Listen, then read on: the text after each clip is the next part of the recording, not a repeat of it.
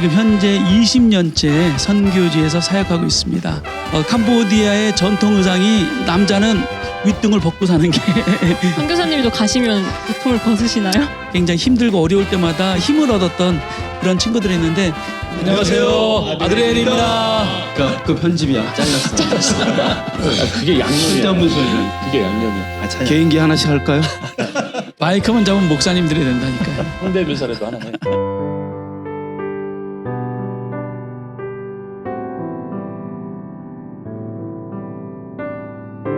크리스천이라면 누구나 마음속에 찬양 하나쯤은 품고 있다. 여러분 마음속에 있는 찬양을 꺼내 듣는 헬로 크리스천의 찬양 프로그램 내 마음의 찬양입니다. 오늘은 캄보디아에서 선교 사역을 하고 계시는 선교사님 한 분을 모셔보겠습니다. 안녕하세요. 네, 안녕하세요. 반갑습니다. 네, 선교사님 자기소개 짧게 부탁드릴게요. 네, 안녕하세요. 저는 이금춘 선교사고요. 지금 현재 20년째 선교지에서 사역하고 있습니다. 7년 동안 저 중앙아시아 카자흐스탄이라는 나라 아시죠? 네, 그곳에서 7년간 사역하고 2011년도에 캄보디아로 다시 재파송돼서 지금까지 현재 사역하고 있습니다. 네.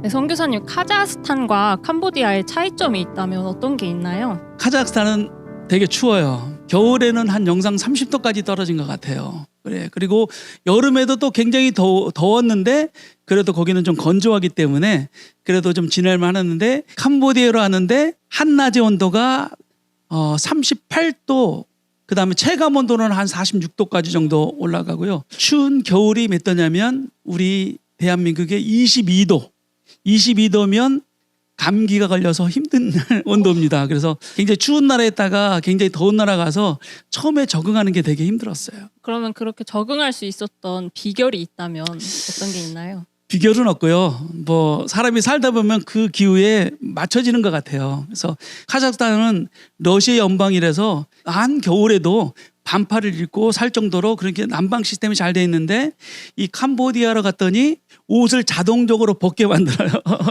그래서 캄보디아의 전통 의상이 남자는 윗등을 벗고 사는 게 전통적인 모양입니다. 선교사님도 가시면 우통을 벗으시나요? 예, 좀 생각하지 마시고 그냥 벗고 산다고 생각하시면 됩니다. 상상은 하지 마세요. 그러면 그렇게 처음으로 선교 사역을 하게 된 계기가 있으신가요? 고등학교 1학년 때 저는 선교 비전을 갖게 되었어요. 중고등부 예배 때 선교사님 한 분이 어떻게 되냐면 인도라는 나라를 처음에 갔는데 기도를 했대요. 하나님, 처음 만나는 자에게 내가 꼭 하나 예수님을 전하겠습니다라고 기도를 해가지고 막 이곳저곳 다니면서 찾았는데 어느 벤치에 할머니 혼자 앉아 계시더래요.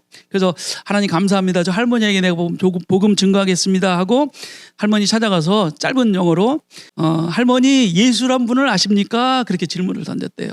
그랬더니 그 할머니가 예수는 이 동네 안 달고 딴 동네 살아. 딱 저쪽 동네가. 그렇게 하면서 아직도 이 세상에는 예수라는 단어를 모르고 죽어가는 사람이 너무 많다. 그래서 여러분 가운데 세계 어디를 가든지 예수란 단어 한 단어만이라도 전해지면 그건 선교회를 감당하는 거다. 혹시 이 시간에 그 예수란 단어 한 단어를 가르칠 젊은이들이 있느냐, 청소년들이 있느냐, 그럴 때 제가 두 손을 들었던 것 같아요. 그래서 선교사가 되기 위해서 신학교를 들어갔고 그러다가 이제 시골에서 목회를 하게 되었어요. 그래서 충북 음성이라는 곳에서 2년간 목회를 하면서 생활에 익숙해지다 보니까 선교라는 거를 잊어버리고 그냥 목회에 전문적으로 일하게 됐는데 어려움이 있었어요. 내가 이 사역의 길을 내려놓을까? 아니면 내가 이거를 계속 가야 되나? 그런 굉장히 갈등 속에 있었는데 어느 날 내가 기도원에 가서 찬양을 하는데 어떤 찬양을 하면 나는 가리라라는 그런 찬양을 하더라고요. 근데 그 찬양의 가사를 가만히 들어보니까 이 길은 고난의 길이고 이 길은 어떻게 보면 생명을 바꿀 수 있는 길인데 내가 주님 사랑하기 때문에 내가 그 길을 가야 한다는 그 자체가 저기 굉장히 도전됐어요. 내가 예전에 선교에 헌신했던 그런 고백들이 다시 살아나면서 제 삶을 바꿔놨던 찬양 같아요. 그래서 내가 처음에 가졌던 선교의 마음을 이 찬양을 통해서 계속 내가 갖고 있습니다. 네, 그러면은 선교사님의 꿈을 키워준 찬양 함께 들어볼까요?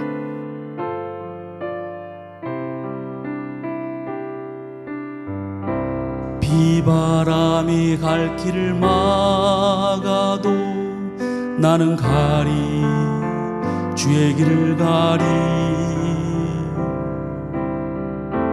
눈보라가 앞길을 가려도 나는 가리 주의 길을 가리 이 길은 영광의 길 이 길은 승리의 길 나를 구원하신 주님이 십자가 지고 가신 길 나는 가리라 주의 길을 가리라 주님 발자취 따라 나는 가리라 나는 가리라 주의 길을 가리라 주님 발자취 따라 나는 가리라 주님 발자취 따라 나는 가리라.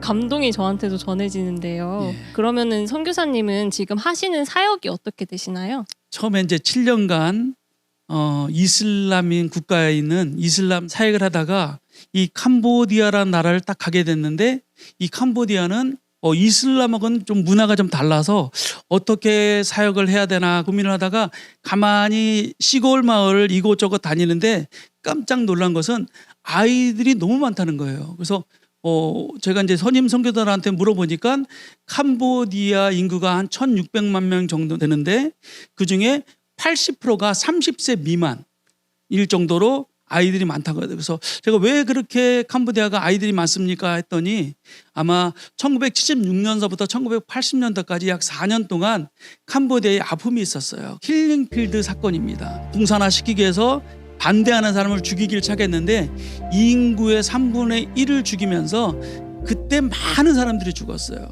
그러니까 그때부로 나이 든 사람은 거의 없고 이제 그때 젊은이들이 이제 결혼해서 아이를 출산하는 시기라서 어디 가나 아이들이 많더라고요. 그래서 이 어린이들에게 맞는 사역이 무엇일까 그런 생각을 좀 해보게 되었습니다. 어린이들에게 복음이 들어가면 그 복음은 평생 간다라는 그 내가 배운 기억이 있어서 이 어린이들에게 예수님을 잘 가르치면 이 어린이들이 평생 동안 주님을 섬기면서 살겠구나. 그래서 제가 이제 어린이에 관련된 많은 공부도 했고 뿐만 아니라 어린이들을 돕는 그런 선교단체를 만났어요. 기아대책이라는 선교단체를 만났는데 이 기아대책 프로그램 중에 하나가 CDP 프로그램이라는 게 있어요. Children Development 프로그램에서 한국에 있는 후원자와 선교지에 있는 아동 1명을 서로 1대1로 만나게 해주셔서 10년 동안 그 아이들을 뒷바라지하고 공부시켜주고 필요한 것들을 사주고 그런 프로그램들을 하게 됐는데 그렇게 하면서 아이들이 많이 변화되는 것을 보았습니다. 그 아이들을 통해서 또 부모님을 만나게 되고 또 부모님들을 향한 또 전도도 일어나게 되고 참 감사하게 제가 처음에 만났던 아이들이 5학년, 6학년 그런 아이들이 저를 막 찾아왔어요. 선생님, 제가 한국 가서 돈을 벌고 싶어서 그런데 저희가 한국말을 가르쳐 주세요 라고 하더라고요. 그래서 그런 애들이 막 30-40명씩 모이고 다른 과목까지 앞에서 막 300명 가까운 아이들이 찾아와서 공부를 좀 가르쳐 달라고 하더라고요. 그래서 저와 제 아내가 한글을 가르치기 시작했고 그 동네가 농촌 동네고 참 못 사는 동네인데 한국의 서울대와 같은 프놈펜 왕립대학교요 한글학과에 입학하게 됐고 이 저희 교회를 통해서 지금 현재까지 대학생들이 50명 가까운 아이들이 대학생이 생기게 되었어요. 그러니까 이것이 자동적으로 마을에 이 소문이 나면서 많은 사람들이 아이들을 보내고 또 이장님, 면장님, 마을에 중요한 분들이 와서 저에게 고맙다는 인사도 하고 그런 일들을 통해서 지금 마을에 굉장히 중요한 센터 같은 교회가 지금 되고 있습니다. 어찌 보면 다음 세대를 위해 엄청 힘을 쓰시고 계신 거네요. 예. 그러면 선교사님이 준비하신 두 번째 찬양은 어떤 게 있나요? 캄보디아 사람들이 어떤 속담이 있냐면 자기네 마음을 열면은 곧 죽음이다라는 생각이 있어요. 왜냐하면 킬링 피들 때 조금 공부했거나 똑똑하거나 그 다음에 좀 잘 살거나 하면 무조건 데려다가 죽이는 일들이 있기 때문에 캄보디아 사람들이 그때부터 마음을 닫고 마음을 열지 않았어요. 그렇기 때문에 이 캄보디아 사람들을 개인적으로 만나다 보면 마음이 닫혀 있고 계속 예수님을 소개해도 예수님을 받아들이지 않거든요. 그런데 제가 이제 꾸준히 그들을 사랑하고 그들을 관심 갖고 양육하니까 이들이 마음을 열기 시작하고 이들이 예수님을 받아들이고 나서 이들이 어떤 생각이 드냐면 자기뿐만 아니라 캄보디아 안에 이런 일들이 일어나야겠다. 찬양의 가사가 그런 뜻이거든요. 캄보디아 아이들이 캄보디아 사람들에게 복음을 전해서 그들의 마음을 열고 그들 가족과 이 지역사회가 하나님께 돌아오는 그런 일들이 꼭 이루어지도록 하나님 도와주십시오. 그래서 이 찬양을 부를 때마다 늘 눈물을 흘리면서 그런 부르는 귀한 찬양입니다. 네, 그럼 또 함께 들어볼까요?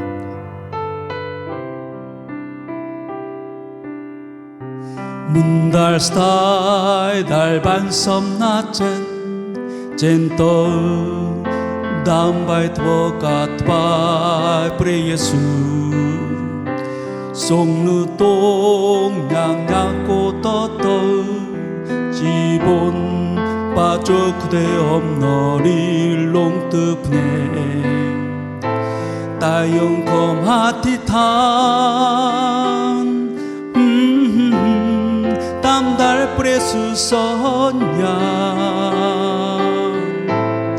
땀 트롱꽁 찌무 그루블리 놈령 축볼록 족제이 영젠 떡놈 이그놈 감푸지 어삐 뚱쳐 지본 용능 스트롱 돈바이 롬방 양나 플러너 양칭아 영떡 로호돌모나 드롱 프로틴 버덜 그룹 준직만 드롱 스모 드롱 정부 그대 하티타 영리 속성 잉영 아우 반능나 좁은 떡 엉삐릴롱는 좁은 떡 엉삐릴롱는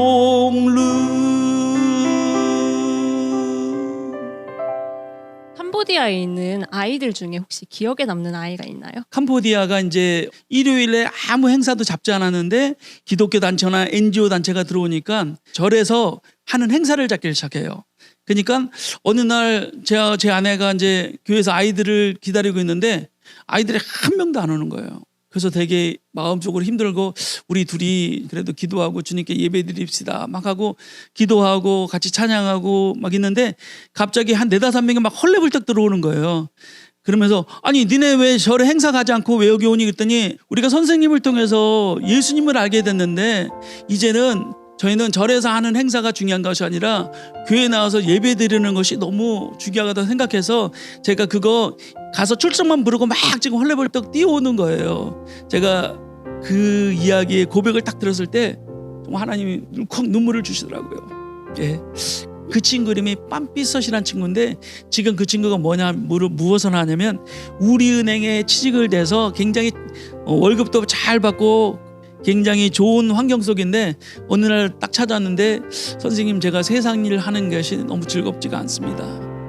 그렇기 때문에 내가 선생님 밑에서 선생님을 도우면서 일하고 싶어 해요. 그래서 다시 우리 교회에 스태프로 돼서 내가 조금의 월급을 주고 같이 일하겠는데 그 친구가 저를 대할 때마다 늘 고마워하고 감사하고 굉장히 열심히 하려는 그런 친구예요. 그래서 그 친구가 굉장히 생각이 많이 납니다. 듣는 저도 뭉클하네요. 네. 그럼 선교사님의 앞으로의 꿈이나 비전이 있다면 어떤 게 있나요? 이제 이 마을에서 한 15km 정도 떨어진 굉장히 열악한 마을이었는데 이 마을은 이제 군에서 어려운 가정으로 추천하는 말이에요. 거기 있는 면사무소 사람들과 함께 아이들한테 방과후 학교도 시작하면서 또 교회도 세워지고 그 지역의 어린이들을 향한 계속 프로그램들을 가지고 계속 지원하고 싶은 마음이 있습니다. 그래서 앞으로 제가 은퇴까지 11년이라는 그런 시기가 있는데 10년 동안 마지막에 한번 또 다른 곳을 집중하고 멋지게 70세 때 이 선교 사역을 은퇴하고 싶은 마음이 있어요. 그런데 오늘 선교사님을 응원하기 위해서 오셨던 분들이 있는데요. 네. 그분들이 어떤 분들인가요? 저에게 있어서는 참 중요한 친구들이에요.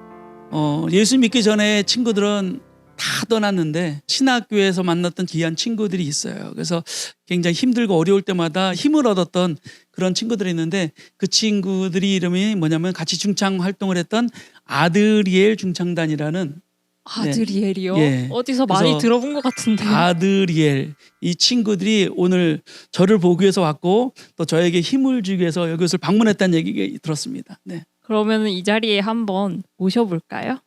그럼 함께 불러볼까요? 저도요? 네, 한번 불러주세요. 알겠습니다. 아드리엘! 나와라!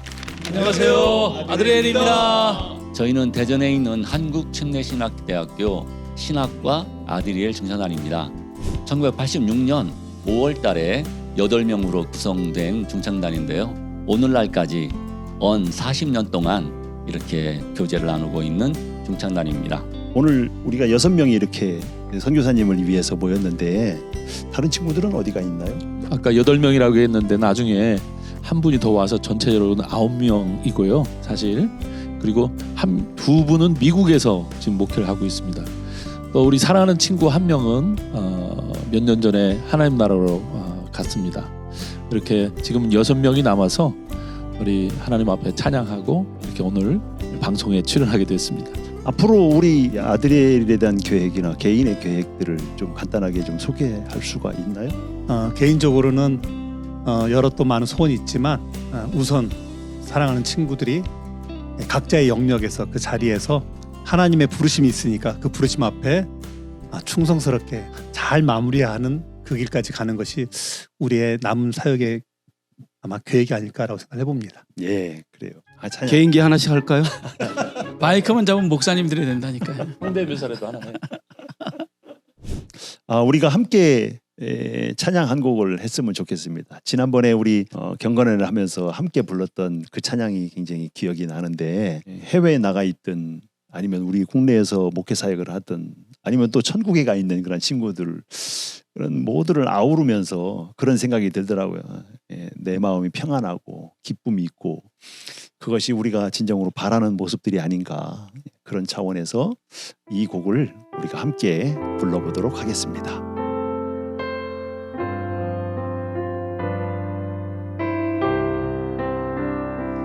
내 평생에 가는 길 순탄하여 늘 잔잔한 강 가든지 큰 풍파로 무섭고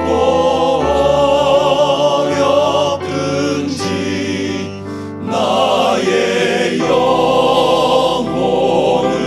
늘 편하다. 저 공중에 구름이 일어나며 큰 나팔이 울려날 때 주 오셔서 세상을 심판해도 나의 영혼은 넘었겠네. 내 영혼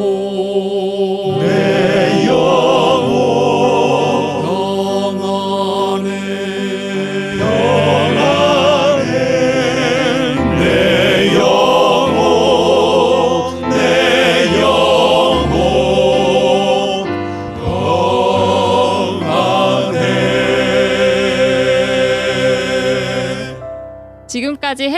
크리스천의 찬양 프로그램 내 마음의 찬양이었습니다.